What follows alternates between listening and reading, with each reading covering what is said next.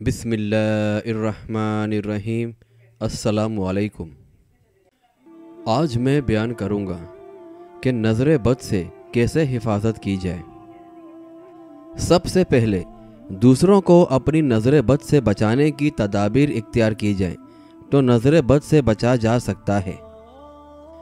कि एक मर्तबा एक सहाबी की दूसरे सहाबी को नज़र लग गई तो रसूल अल्लाह सल्लल्लाहु अलैहि वसल्लम ने नज़र लगाने वाले को कहा, जब तूने ऐसी चीज़ को देखा तो तुझे अच्छी लगी तो तुमने उसके हक़ में बरकत की दुआ क्यों ना की। और एक और रिवायत में है, रसूल अल्लाह सल्लल्लाहु अलैहि वसल्लम ने फरमाया, जब तुम में से कोई अपने भाई को या उसके नफ्स और माल में से कोई ऐसी चीज़ देखे जो उसे अच्छी लगे तो उसे बरकत की दुआ दे, क्योंकि नज़र बद बरहक है।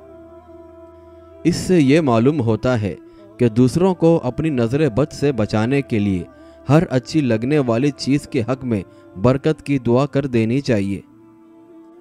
और इनके अलावा शादीशुदा जोड़े को देखकर भी उन्हें बरकत की दुआ देना मुस्तहब है, क्योंकि शादी के वक्त दोनों बहुत खूबसूरत बने होते हैं और खदशा होता है कि कहीं उन्हें नज़र बद ना लग जाए। बहरहाल अगर बरकत की दुआ देने के ऐसे कोई अल्फाज याद ना हो तो अपनी मकामी ज़बान में ही बरकत की दुआ देनी चाहिए कि अल्लाह ताला तुझे बरकत दे, मज़ीद नवाजे वगैरह वगैरह।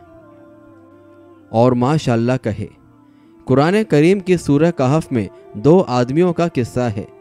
उनमें से एक के पास दो बाग थे जिनमें बहुत ज़्यादा फलदार दरख्त थे, मगर वो खुद नाशुक्रा था।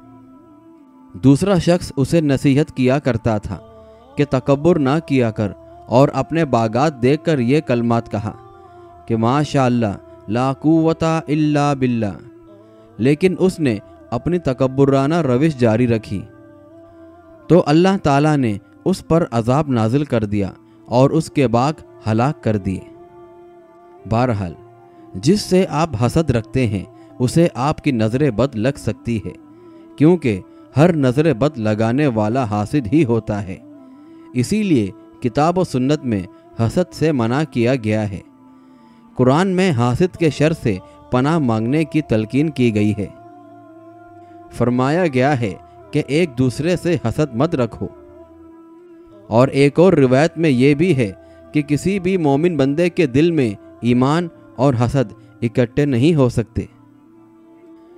बहरहाल बात यह है कि खुद को दूसरों के नज़र बद से किस तरह बचाया जा सके।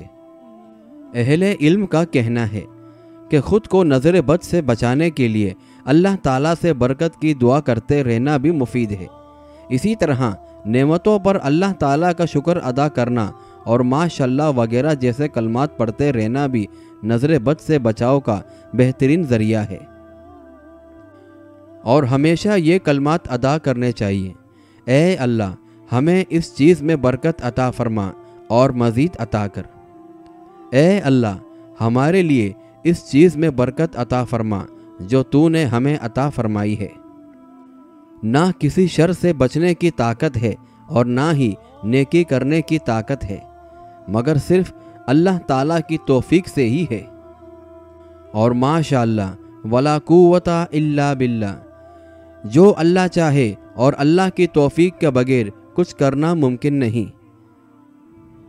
और नज़र बद लगने से अल्लाह की पनाह मांगते रहना, यानी वो तमाम वज़ाइफ कसरत से पढ़ते रहना जिनसे नज़र बद से अल्लाह की पनाह मांगी गई है।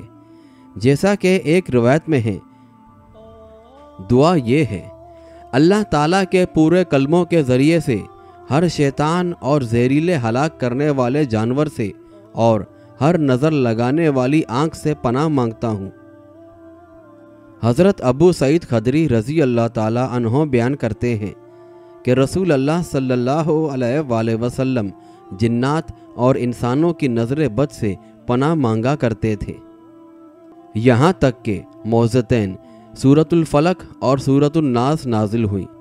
बस जब वो नाजिल हुई तो आप सल्लल्लाहु अलैहि वसल्लम ने उन्हें पढ़ना शुरू कर दिया और उनके अलावा तमाम दमों को छोड़ दिया।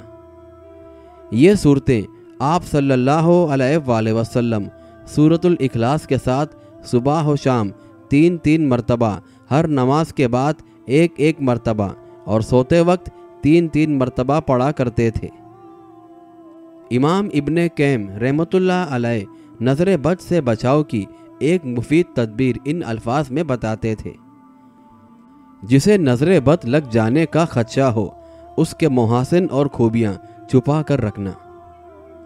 لہٰذا یہ تدبیر بھی مناسب ہے کہ آپ اپنی خوبیوں کو دوسروں سے چھپا کر رکھیں اور اپنے اہم کاموں کے متعلق بھی تب تک دوسروں کو مت بتائیں جب تک وہ مکمل نہ ہو جائیں، چاہے کوئی آپ کا رشتہ دار ہی کیوں نہ ہو، کیونکہ بلا شبہ رشتہ داروں میں حسد کرنے والے بھی ہوتے ہیں اور حاسد کی نظر بد جلدی لگ جاتی ہے۔